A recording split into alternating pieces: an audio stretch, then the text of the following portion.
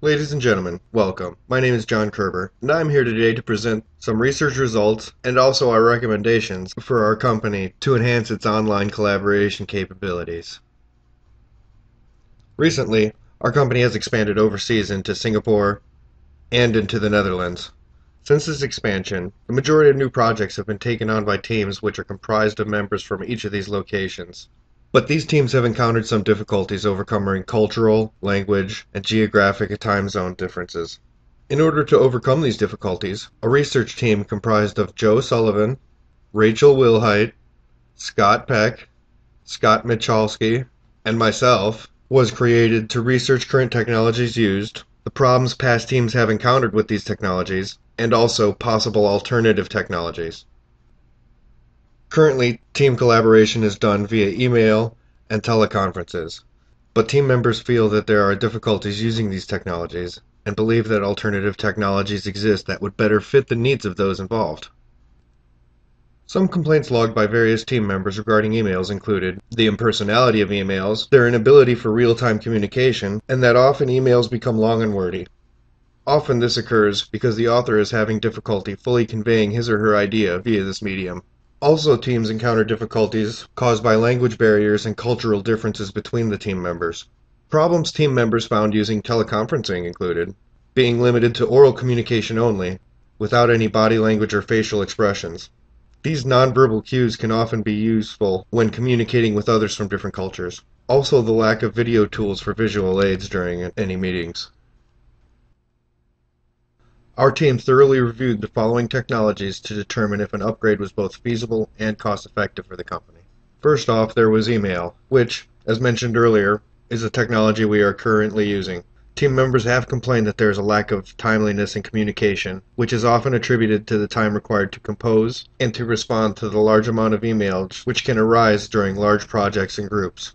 But because everybody on the team is experienced using email, and there are no new costs incurred by the company for further use, this technology will still be used in some instances. For example, the transfer of documents.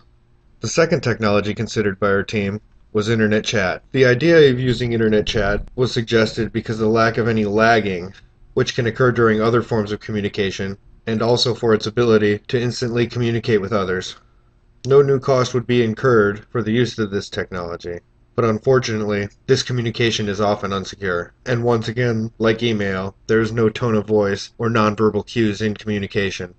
Unlike email, one is not able to transfer documents via internet chat. Next, we considered the use of wikis to upgrade our system. These are generally easy to set up and have little or no cost. A secure business account can cost anywhere between $50 and $1,000 annually. Wikis allow 24/7 access to its members, all of whom are allowed to add or to edit the document. The use of wikis also increases members' accountability, as all work and editing, along with who did it and when it was done, is recorded. This also allows backtracking to a prior point of the project, in case any work was deemed unacceptable in any way.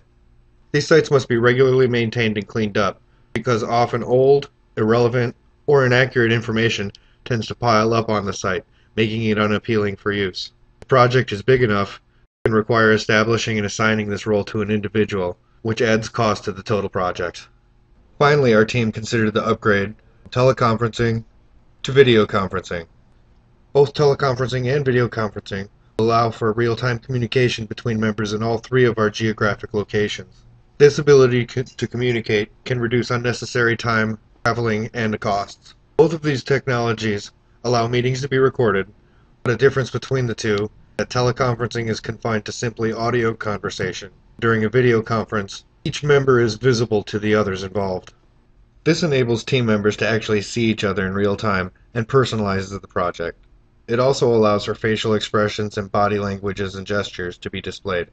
Also, video conferencing can be used to display visual aids, videos like this one now. But a firm has to be careful to not overuse these technologies or to use them inappropriately, as it can damage a firm's reputation and can reduce actual face-to-face interaction.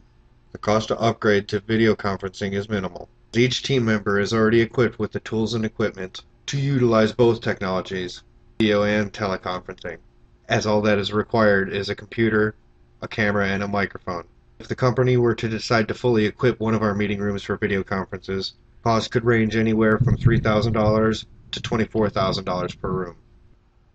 After reviewing the advantages, disadvantages, and the cost of different technologies available, the research team recommends a switch from the use of email to wikis. This was chosen because access to wikis is restricted to only those involved in the project and who have been invited, because the wiki tracks all changes, allowing backtracking if mistakes or unapproved changes are made. Wikis allow for more efficient use of time through their capabilities of group editing, and also by reducing the time team members spend composing emails and then waiting for a response before acting.